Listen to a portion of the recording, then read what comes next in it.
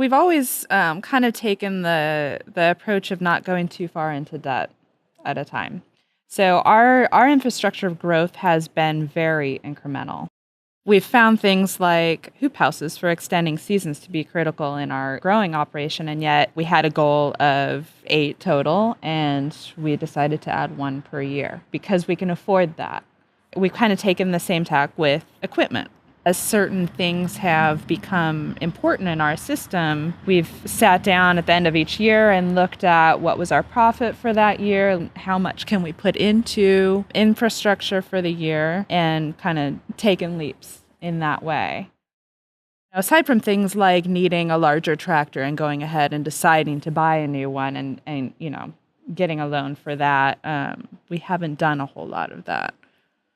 Yeah, we've always been a pay as you go kind of farm, just because we didn't want to get in over our heads. Because if all of a sudden you wake up one morning and you realize, we just can't keep doing this, we don't want to have a ton of debt hanging over our heads and have to see ourselves go under. Not that we feel that would happen, but that's just how we've worked, and it's been really good for us too, because it hasn't let us get out of control on our scale as well. We really have to figure out the current scale that we're at and incrementally increase. So we've never made any giant leaps in scale. It's always been incremental. Yeah.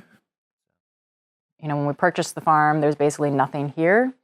And so we needed money for fencing. We can't grow anything here without a deer fence. We need money for irrigation systems. We need money for structures, buildings, barns. We're in the process now of putting up hoop houses.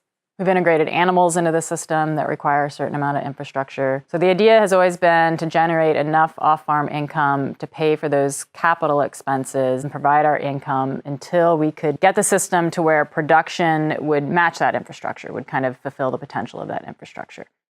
If you look at what we have, we're very equipment heavy, what I would call very equipment heavy, versus what we're producing. And so, but the idea has been not to depend on production until we had the infrastructure in place to mostly be efficient.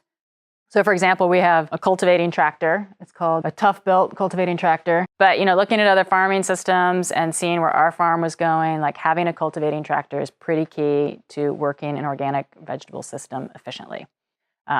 I had the opportunity to buy one, and I jumped on it. We didn't need it at the time, but that's kind of where I saw things going. And so, I bought it, made that initial investment. It has not been paying for itself, but at the same time, we didn't need it to be, because we weren't dependent on production per se to be paying the bills. So, we'll probably put a new engine on it. We'll get it up and running next year, and we'll be able to manage our increased production without kind of so much more labor, proportionate amount of labor or time or whatnot, because we'll have those key equipment pieces in place. Kind of having the big picture and the details all in perspective all at one time is kind of key for tools. When we first started, we would almost always buy used equipment because we didn't have the cash flow to be able to support new equipment.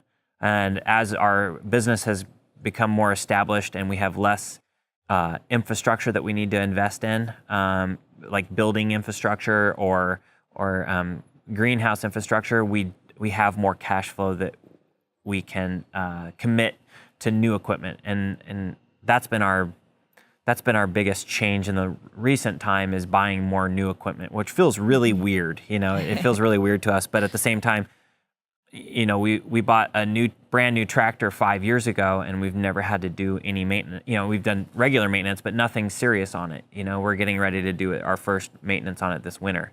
And so that's really paid for itself, but that hasn't been our policy from the start. We have felt more comfortable buying newer stuff now that has more cost because our markets have solidified. In the first few years, things are you're not really sure what your year is going to look like in terms of income.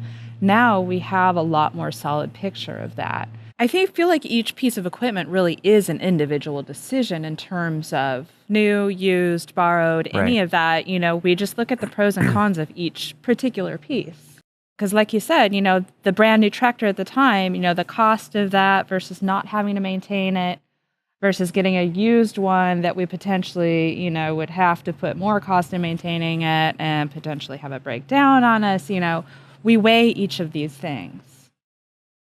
Didn't do it all at once too. It's like the mowing of the lawn. I used to use a lawnmower, a riding lawnmower. It's like, okay, until we could say, okay, I have enough money to buy a regular small tractor. So those type of stuff, what you see now, it was a big difference from what I started with. The other thing was, working with my neighbors who are all conventional farmers who have been farming forever and mostly older fellows. And they've been incredibly supportive of me and my efforts and helping me get going and to make some transitions and at least get by. Yeah, I really appreciate them. I have one particular neighbor who's come through on multiple occasions with this year a potato digger, this ancient potato digger that we refurbished, and a single row potato digger that I was able to use.